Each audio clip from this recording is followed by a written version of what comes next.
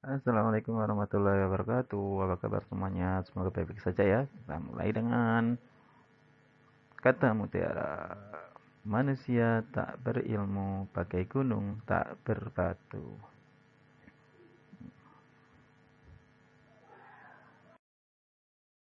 Masih bersama dengan Mr. X dalam channel Mana Suka Teman dan Sobat Belajar.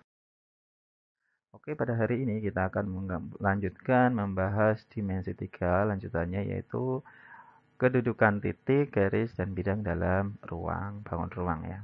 Ada titik A, titik A titik, AB garis, ABCDE bidang. Nah, seperti itu ya.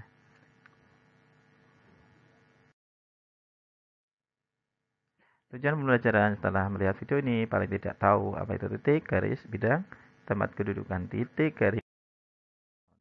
Oke, yang pertama adalah definisi dari titik. Titik adalah bagian terkecil dari objek geometri karena nggak memiliki ukuran tertentu, baik panjang, lebar maupun tebal. Di sini dia lihat ada titik A, titik B itu ya. Itu terlalu besar juga sebenarnya. Ditandai dengan nota atau titik ya, dinamai huruf dengan kapital huruf A, huruf B. Selanjutnya garis. Garis adalah himpunan atau kumpulan titik-titik yang mempunyai ukuran panjang berupa garis. Jadi ini titik-titik kalau dijejer, digandeng itu akan membentuk garis. Dinamai dengan huruf kecil atau huruf kapital. Ya, bisa kita beri nama ini hurufnya AB. Ini berarti di sini garis AB ini ya, huruf AB. Ini huruf ini garis AB. Oke. Lalu bidang apa? Bidang adalah bidang datar yang bisa diperluas dan dituliskan perwakilannya saja. Biasa diberi nama dengan alfa, beta, atau gamma atau huruf Grek ya. Atau huruf kapital yang sering itu huruf H, U, V, K. Atau menyebut minimal 3 huruf kapital pada ujung bidang. Nah, jadi pada ujung-ujungnya itu bisa juga kita sebagai beri nama. Contohnya ini ya. Yang ini namanya titik ya, titik A. Yang ini namanya garis RS atau bisa juga dari disebut dengan garis G dengan huruf kecil. Ya ini namanya bidang. Nah, ini namanya bidang alfa. Ini bidang alfa. Bidang alfa bisa juga disebut dengan huruf kapital yang menyebutkan 3 titik minimal itu KLM, KLM itu. Atau kalau kita beri nama dengan huruf kapital saja seperti ini bisa kita juga ini disebut dengan bidang H kayak gitu. Itu definisi titik garis. Kita lanjutkan ke aksioma. Apa itu aksioma? Nah, aksioma disebut juga dengan postulat, yaitu pernyataan yang diandaikan benar dalam sebuah sistem dan kebenaran itu diterima tanpa pembuktian. Jadi kita sama-sama tahu itu suatu hal yang benar. Contoh aksioma. Dua buah titik tak berimpit hanya dapat dibuat satu garis lurus. Jadi kalau ada satu titik, ini tidak berimpit, dia hanya satu dibuat garis. Ya ini ya yang melalui satu garis tok ya, aksioma. Yang kedua, aksioma kedua, sebuah garis mempunyai dua titik pada sebuah bidang, maka garis tersebut berada pada bidang. Jadi kalau ada bidang, ya, ada titik. Nah, garisnya itu mempunyai dua titik pada bidang ini, ya tentu saja garis itu akan berada pada bidangnya, gitu kan. Terus yang ketiga, aksioma melalui tiga titik sembarang tak segaris hanya dapat dibuat sebuah bidang. Jadi kalau kita punya titik satu, dua, tiga titiknya, itu hanya bisa dibuat satu. Jadi kita bisa membuat bidangnya melalui tiga titik tadi nih ya, bidangnya seperti itu. Itu dua tiga. Ada juga dalil atau teorema. Dalil atau teorema adalah kebenaran yang diturunkan dari aksioma. Suatu pernyataan matematika yang masih memerlukan pembuktian. Tadi kalau postulat itu tidak perlu dibuktikan, tapi di sini perlu ada pembuktiannya. Contoh dalil satu. Sebuah bidang ditentukan oleh tiga sembarang yang tidak segaris. Nah, bidang. Dan yang kedua, sebuah bidang ditentukan oleh sebuah garis dan sebuah titik. Nah, yang kedua ini ya, ada garis, ada titik, kita bisa membuat suatu bidang ini. Seperti ya, nama yang dalil pertama ada tiga titik, satu bidang, pasti dia akan berisi tiga titik yang tidak segaris. Ini dibuktikan ini dia tidak segaris. Oke, lanjut dalil yang ketiga, sebuah bidang ditentukan oleh dua garis berpotongan. sebuah bidang. Jadi kalau ada garis berpotongan seperti ini, dia akan bisa kita buat sebuah bidang.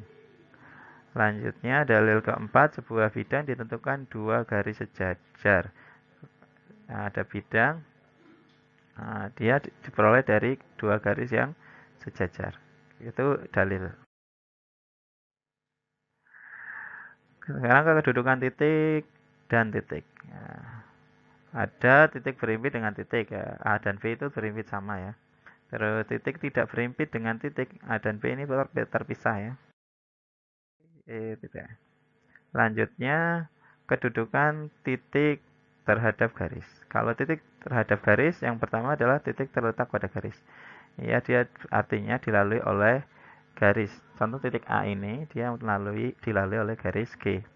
Yang kedua, titik di luar garis, artinya titik tidak bisa dilalui oleh garis. Contoh seperti gambar, titik A itu di luar garis G. Kedudukan titik terhadap bidang. Yang pertama adalah terletak pada bidang. Kalau terletak pada bidang, ya berarti titiknya itu pada bidang. Dia dilalui oleh bidang. Yang kedua, tidak pada bidang, berarti di luar. Jadi titiknya di luar. Yang selanjutnya kedudukan garis terhadap garis yang lain. Ada garis berimpit dengan garis yang lain. Artinya ada dua titik yang menjadi titik potongan, minimal dua titik ya. Nah, itu semua titiknya itu berpotongan. Yang kedua, dua garis berpotongan. Artinya ada satu titik yang sama antara garis satu dengan yang lain. Di sini garis G dan H dia mempunyai titik persatuan di A. Satu titik. Yang C, dua garis sejajar. Dua garis sejajar artinya jarak antara titik satu dengan yang lainnya itu sama ya. Tidak ada titik persekutuan. Yang D itu dua garis bersilangan. Garis bersilangan artinya dia tidak berpotongan dan juga tidak sejajar, tidak juga berimpit. Nah, contohnya seperti garis H pada bidang V, sedangkan garis G pada bidang W, dia tidak berpotongan seperti itu. Ini namanya bersilangan.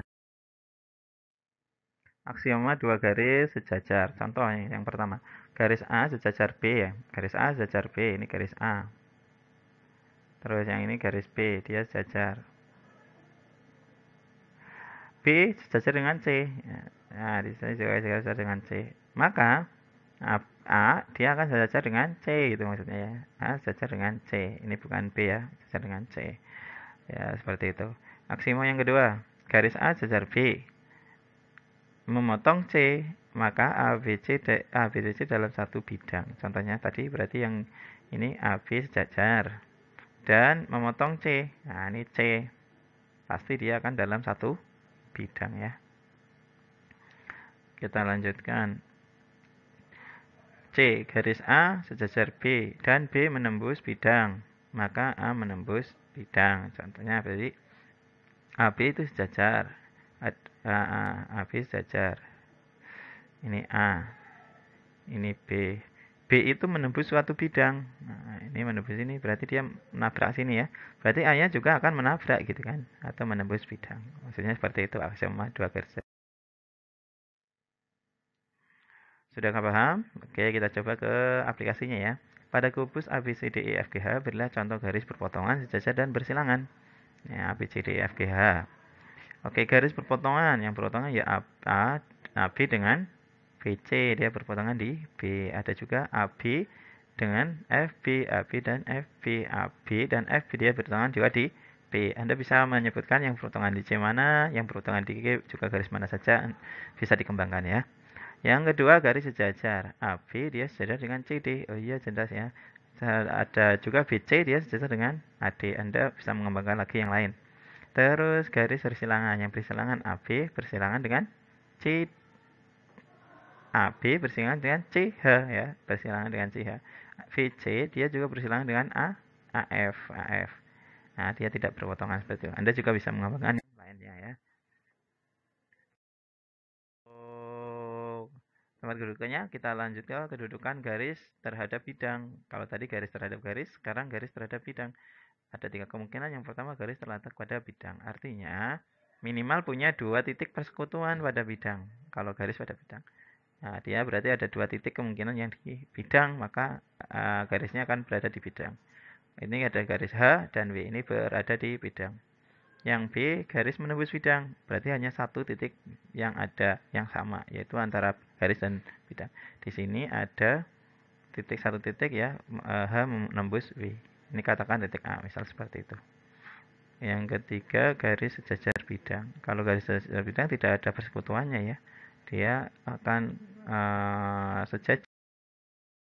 Kedudukan yaitu kedudukan bidang terhadap bidang. Ada tiga kemungkinan ya. Yang pertama berimpit, artinya bidang itu sama. Di sini contoh W dan V.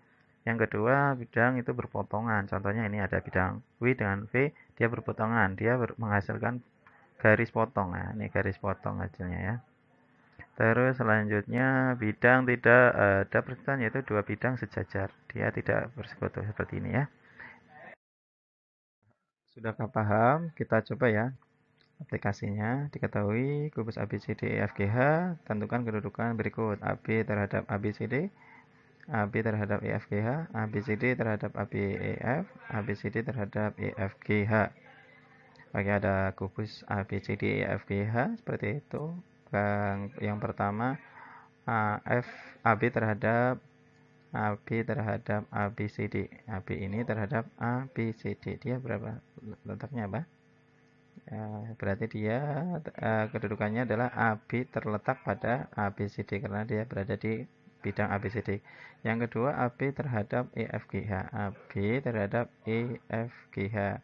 Dia kenapa sejajar? Karena dia sejajar di salah satu garisnya, yaitu sejajar dengan EF. EF itu berada di EFGH gitu ya. Yang C ABCD terhadap ABF, ABCD terhadap ABEF. Nah, dia berpotongan, ada garisnya ya, yaitu garis AB. Selanjutnya ABCD terhadap EFGH, ABCD terhadap EFGH. Dia saja. Ini filosofinya Anda bisa selesaikan untuk menguji pemahaman Anda tentang materi ini.